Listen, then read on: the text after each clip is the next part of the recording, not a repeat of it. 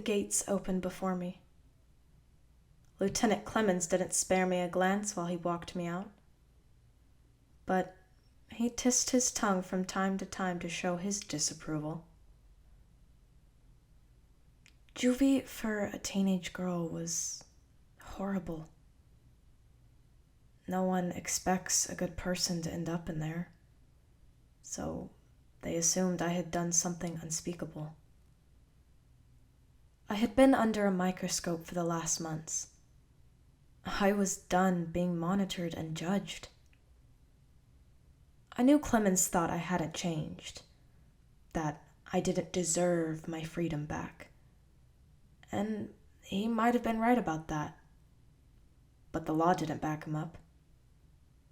I had already done my days. I had only got into trouble once or twice while I was in there. Not lately. And not on purpose the rest of the time.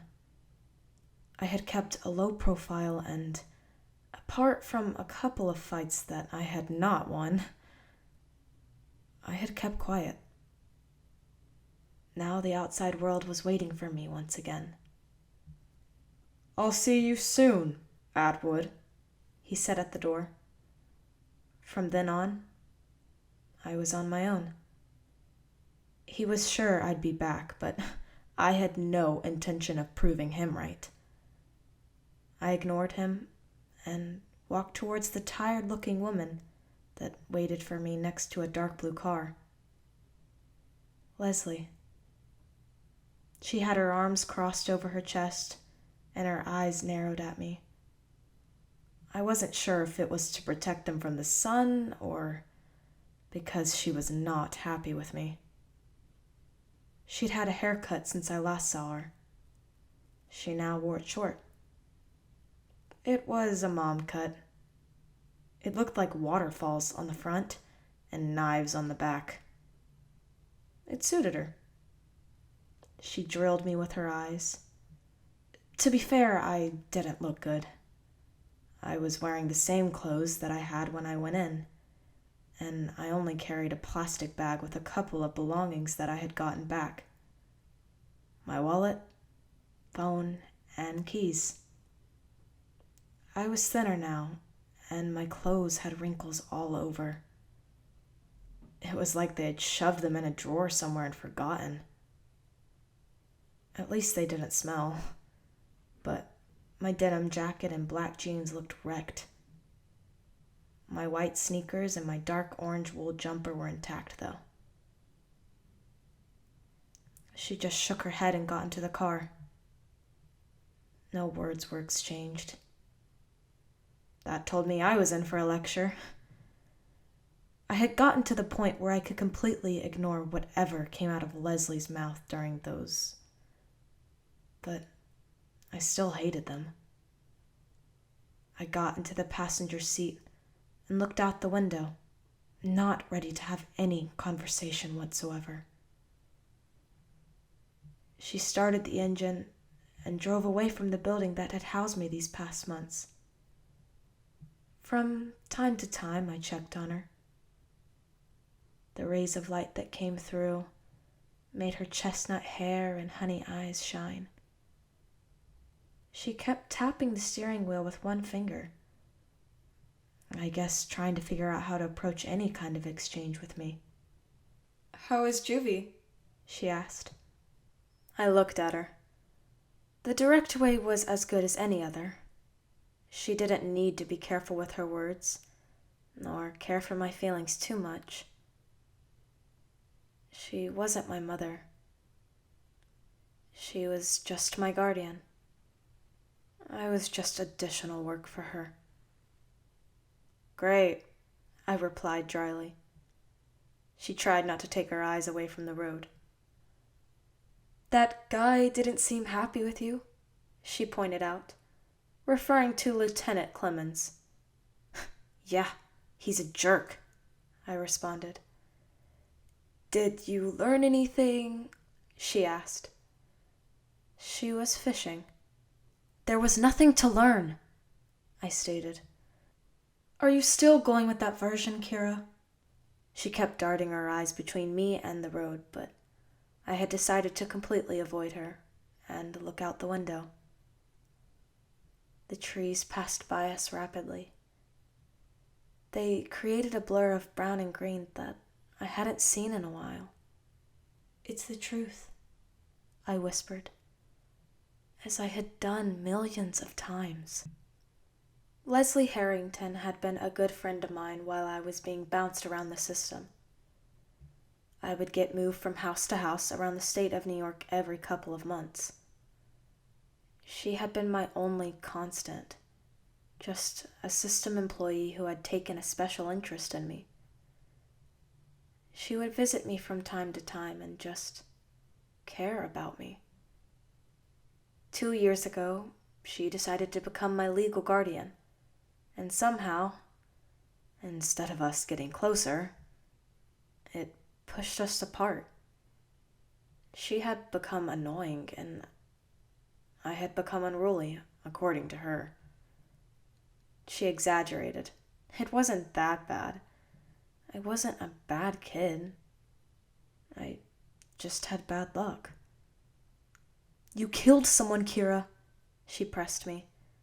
"We need to talk about that." "It was self-defense," I replied, looking at her again. "I know," she stated.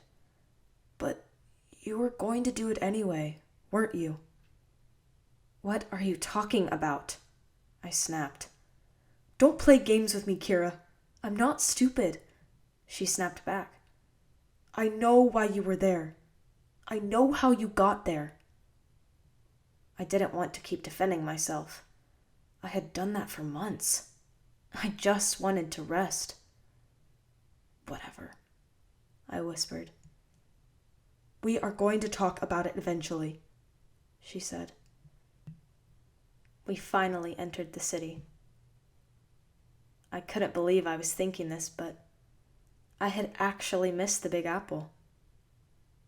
I used to hate this city. It had always seemed dangerous and hostile. But I guess Juvie had been even more so. New York was peaceful and homey compared to that. We drove through the gray buildings and stopped in front of a big one. This wasn't my house. This wasn't even near.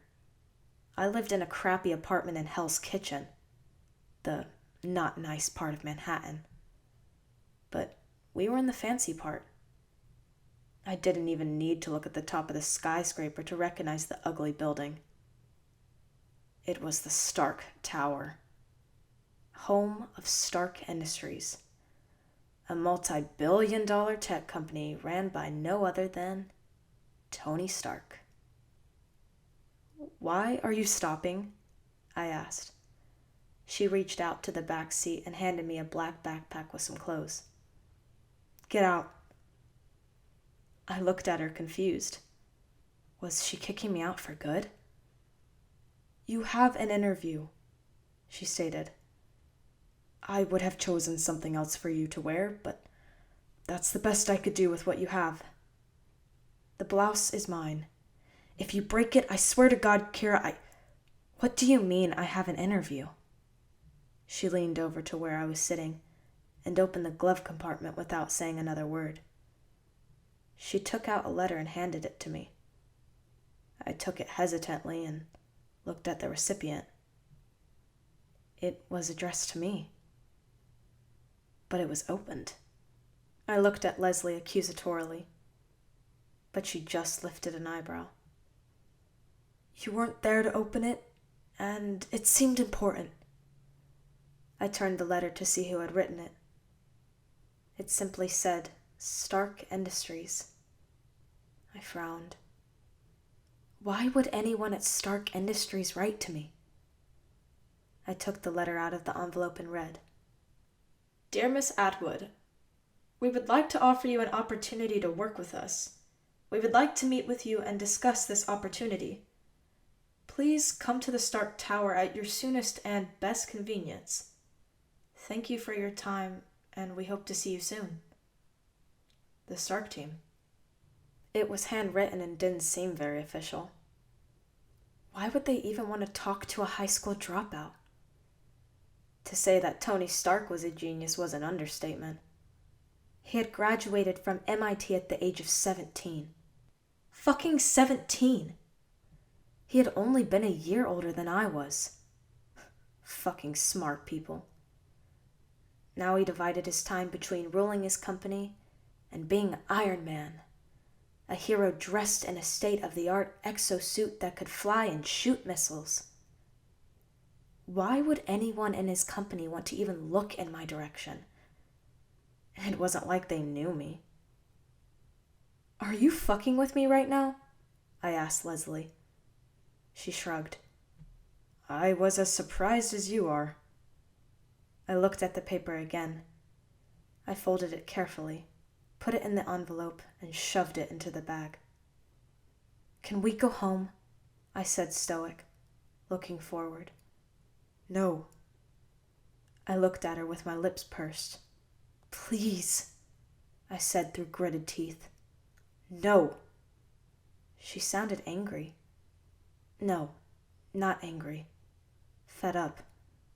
She was sick of me.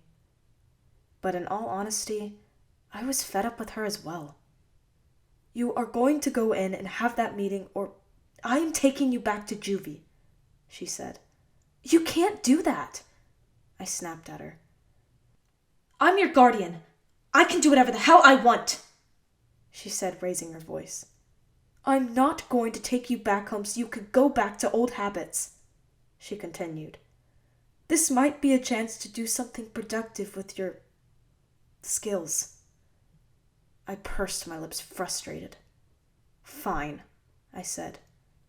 I grabbed the phone, wallet, and keys from the plastic bag and shoved them into the backpack before getting out of the car. "Then I'll walk home." She was quick to open her door and scream at me over the roof of the car. "If I find you at home before you have that interview, you're going back to juvie." "Leave me alone, Leslie," I snapped. "I'm serious, Kira." "Me too. Fuck off," I said. The passers-by looked at me distastefully. "I've warned you," Leslie said before getting into the car and driving off. I waved a hand to her dismissively, and when her car disappeared from my sight, I looked around, adjusting the backpack on my shoulder. I was in the middle of the street, surrounded by crowds, but completely alone. I could walk home from here, but Leslie would be there and she might actually call the cops on me. I started walking aimlessly. I was hungry. I could go to a diner and have something to eat. I took my wallet out and looked inside. I could have sworn that I had $50, but it was empty. The guards at juvie must have taken it for themselves. Bastards, I muttered. At least my USB card was still there. That was some good news. That drive was my life. But now my main priority was something else. Food. Then again, I had no money left whatsoever. I stopped dead in my tracks, and some people had to swerve to avoid me. They swore under their breaths. I didn't have money for food. My underground card had expired, and the only thing I had was my ID. Not very helpful. The thought of pickpocketing crossed my mind. That was maybe the only thing I had learned at juvie. It wasn't exactly what Leslie expected me to learn, but I had become good at it. It would be so easy to do it to one of the souls that unconsciously walked around the busy streets of New York. I sighed and decided against it. That wasn't me. I licked my lips and looked back at the tower. I scoffed. This was stupid. I didn't want a stupid job at the IT department of Stark Industries. I wanted to play video games and stay in my room and eat and get fat until I had something better to do. I started walking towards the revolving doors and into the building. The hall was fancy and clean with well-dressed people walking around. I did not fit in there with jeans and sneakers. I looked like trash compared to these people.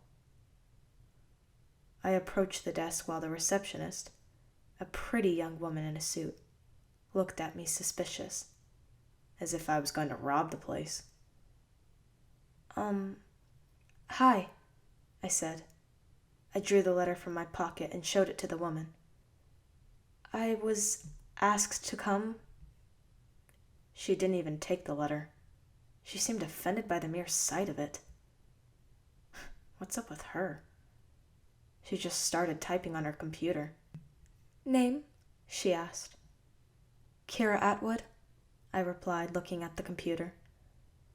I hadn't seen a computer in more than 3 months. I wasn't allowed near one after I hacked into the Juvie's mainframe in a failed attempt to get out. She nodded. Someone will come for you in a minute, she said calmly. She sounded more friendly now. Maybe it was because she had checked out that I actually wasn't lying. Please, wait there. She pointed a plush-looking chair. The toilets? Oh, that way, she told me, pointing the opposite direction. I walked the labyrinth that calls to the toilets and into a stall. I shook my head from time to time, trying to figure out what I was doing. This whole thing was unreal.